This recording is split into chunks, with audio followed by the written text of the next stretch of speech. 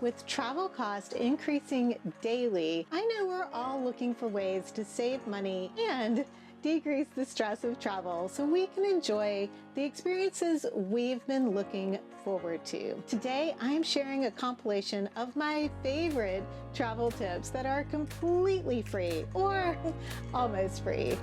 Let's go. Let's start with a few packing hacks. I'm a huge fan of using compression packing cubes when I travel, but if you don't want to spend the money, just use those plastic Ziploc bags you get from Amazon when you get clothes, or those zippered plastic bags that sheets and comforters come in these days. Use those as your packing cubes. They won't necessarily help you pack more, but they will help keep you organized. And really, we probably don't need to be packing more. I know this next one weirds some of you out, but if you're really trying to pack less luggage, you should use any space you can, and packing socks and underwear inside your shoes does just that. You can always put them in a plastic bag before you put them in your shoes if that makes you feel better. This next hack has been a real game changer for me for packing my liquids bag when I'm trying to pack carry-on only. And that is to preload cotton pads with eye makeup remover and toner. And I do think it works better on cotton pads than cotton balls. And then you want to put those in Ziploc bags and squeeze all the air out so they don't dry out. This will save you a ton of space in your liquids bag. And another great way to save room in your liquids bag is by decanting your larger travel size containers into a dollar store or wherever you buy them contact lens holder. In fact, a great way to determine how much of each toiletry item you actually need to bring with you is a week or two before your trip, pack your toiletry bag. Then use your toiletries like normal for the amount of days you'll be on your trip. Then you will know exactly how much you need to pack. And while you're at the dollar store getting that contact case, pick up a poncho or two to pack because rain happens. This way you can save space by not having to pack your full-size raincoat for just in cases. And a poncho does a great job of covering you and whatever backpack or purse you might be carrying too. By the way, if you're new here, hey y'all, I'm Christy the Gen X Gypsy and welcome. I have been traveling the world off and on for, well, almost 40 years now, and I want to help you travel better so you can focus on creating unforgettable memories and really just live your best life. Now, moving on to our next section of hacks. I want to make sure that you are getting the full benefits of your credit cards. Even if you don't have a specific travel credit card, your card could include a couple of benefits that could save you a lot of money. Many credit cards available will give you a full reimbursement for your TSA PreCheck or global entry expenditures if you charge them to that card. They will basically give you a credit for the amount spent, and they will do that every time you need to renew, which is every 5 years. That could save you $78 to $100 every 5 years. Another awesome free benefit you could get from your credit card is airport lounge access. Some credit cards like Capital One or American Express have their own lounges, which are really nice. But other credit cards will give you access to Priority Pass select lounges. It is important to check and see which lounges you can get into before you travel so you can take full advantage. Now, let's talk about food, one of my favorite subjects. If you are taking a long-haul flight that is going to include food service like a hot breakfast, lunch, or dinner, pre-order a special meal at least a few weeks before your flight. There are all sorts of options from vegan to kosher to low sodium, the gamut. The reason to do this is because you will get served first or close to first, and you won't run the possibility of them running out of the meals, or at least the good meals, which has happened to me quite a few times, especially back when they served meals a lot.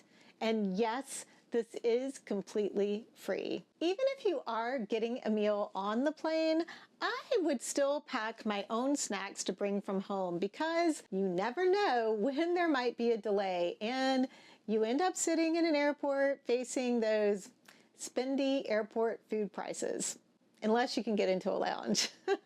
One of my favorite hacks when bringing your own food onto the plane and a way to save space in your personal item bag is to pick up a bag from a restaurant that is common in airports like Starbucks or McDonald's and use that bag to pack your snacks in. And yes, TSA does allow food through security. Although if it is a liquid or liquid-like, it will need to go into your liquids bag like yogurt or hummus. Basically, airport security considers anything that won't hold its shape outside of its packaging to be a liquid. And yes, that includes peanut butter as well. Here are a few hacks you can take care of before you leave for the airport. Dress up your suitcase with a little colorful luggage tag or maybe some colorful yarn or tape, whatever you want to dress it up to make your luggage stand out to you. Even if you are planning on having your suitcase with you the whole time as a carry-on, there is a very good chance you might have to have your suitcase checked if they run out of room on the plane.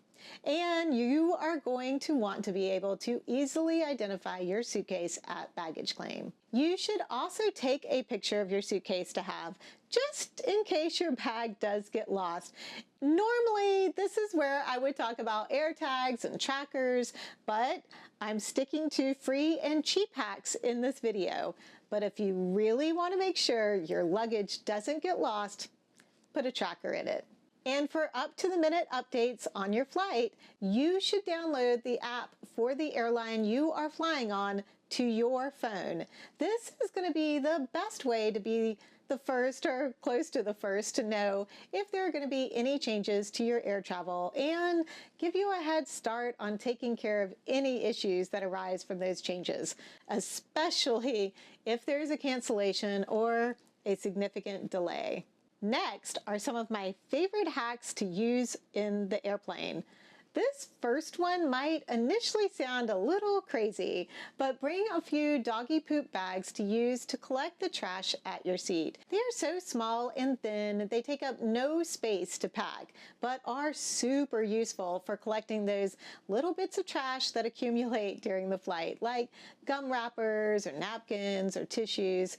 They are especially useful for those of us that prefer a window seat and don't have easy access to the flight attendants as they go by. Bring a gallon-sized Ziploc bag or another one of those Amazon clothing bags to put in the seat pocket in front of you to keep all of your belongings in, like your phone or your Kindle or e-reader, tissues, power bank, pretty much anything you want to grab while you're in flight. Not only does this keep those items clean, but you're also a lot less likely to leave something behind. If you like to watch videos during your flight, you can use your sunglasses on the tray table as your phone holder so you don't have to hold your phone in your hand the whole time. Or you can attach a Ziploc bag. Just make sure it's a Ziploc bag that your phone actually fits in, and you can attach that Ziploc bag to the tray table locking mechanism. Either way, just make sure you've downloaded all of the videos you want to watch before you get on the plane, and that you've brought headphones to listen to those videos, because I can guarantee the passengers around you don't want to listen to them. Now here's a TikTok hack I haven't used yet, but I am definitely planning to when I travel to Japan in August on a 15-hour flight. Wear a long scarf and then tie it around the tray table hinges to create a sling. And this will help take the pressure off your back when you are sitting for so long, especially those of us who are a little height challenged. If that's a little too extra for you, another way to relieve your back is to roll up your sweater or jacket, or perhaps the airline has given you a pillow or blanket, and you can put one of those behind your lower back area in the lumbar area, and that should help give your back a little bit of rest as well. And finally, some hacks to use when you get to your destination. If you are getting a rental car, take a picture of the car and the license plate in case you end up parking in a large parking lot like Disney or any other theme parks, or perhaps the national parks, and you forget what car you are looking for. When I went on my recent trip to Mexico, I was driving a rental car because my car had been totaled and everybody was fine and it's all worked out. But at the time, I was just so glad I had taken a picture of the car in the airport parking lot, because after a major delay, I didn't get home until about 1 a.m. And if it hadn't been for that picture, I would have never remembered what car I was looking for. A great way to get a feel for a new city you're visiting is to find a free walking tour on the first day to get a little lay of the land.